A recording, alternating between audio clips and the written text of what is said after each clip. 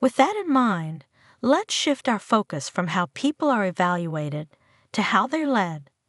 Leadership is fundamentally about social influence, guiding others toward shared goals. But what makes someone a good leader? Is it personality, the situation, or a mix of both? Leadership isn't just about having authority.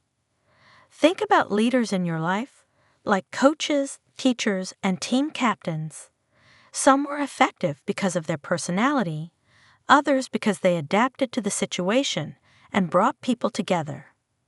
So, what does the research say about who becomes an effective leader, and why? One answer comes from trait theories, which suggest leaders are born, not made. However, modern research supports the notion that traits, like confidence, ambition, and intelligence, help a leader emerge, but they're not enough.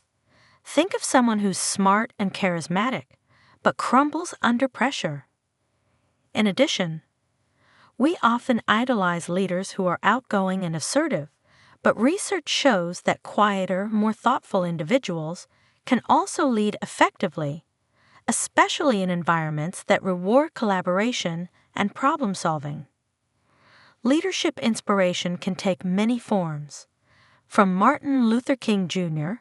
to Nelson Mandela, leaders inspire us in different ways. Think of your favorite teacher or coach and what made them effective. Some leaders gain followers by embodying strength and certainty. Others lead by listening and building trust. There's no single formula. It's about the right balance for the situation. That brings us to contingency theories, which argue that leadership success depends on the match between the leader's style and the situation. For example, Fiedler's model distinguishes between task-oriented and relationship-oriented leaders. Each performs best in different circumstances, based on control and clarity. In a crisis, like a team facing a deadline with lots of chaos, a task-focused leader is most effective. In a stable but moderately challenging environment, like planning a long-term project, a relationship-oriented leader will perform better. Let's break that down even further.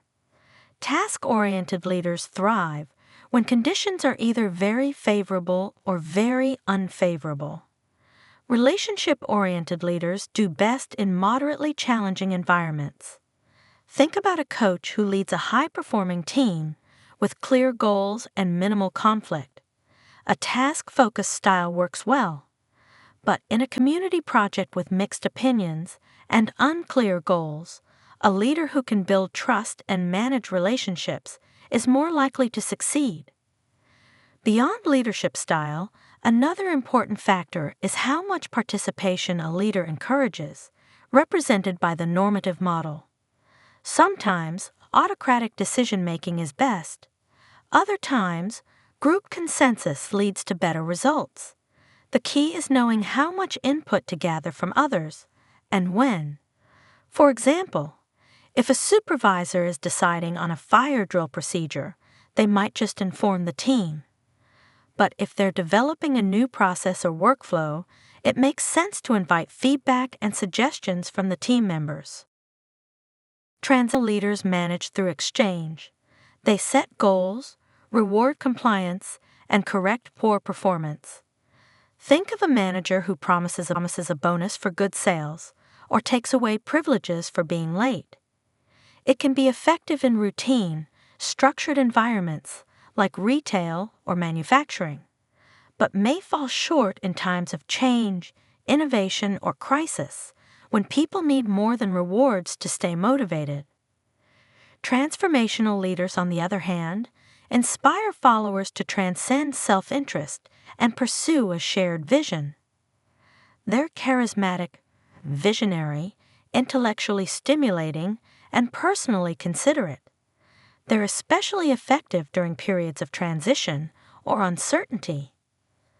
Think of leaders like Maya Angelou or Barack Obama. They inspire people by tapping into values, purpose, and possibility. These leaders don't just tell people what to do. They help them believe in why they're doing it. Transformational leaders share 4 characteristics: charisma, inspiration, intellectual stimulation, and individualized consideration. For example, a college professor who encourages open debate, challenges you to think in new ways, and checks in on your progress is likely using a transformational style. These leaders don't just manage, they energize. They motivate people to go beyond their job descriptions and see themselves as part of something meaningful. If you've ever worked for someone who made you feel valued, empowered, and excited about what you were doing, you've likely encountered transformational leadership. Despite progress, women and minorities are still underrepresented in top leadership roles. Research suggests that men and women lead differently. Men often adopt a more directive style, while women tend to be more democratic.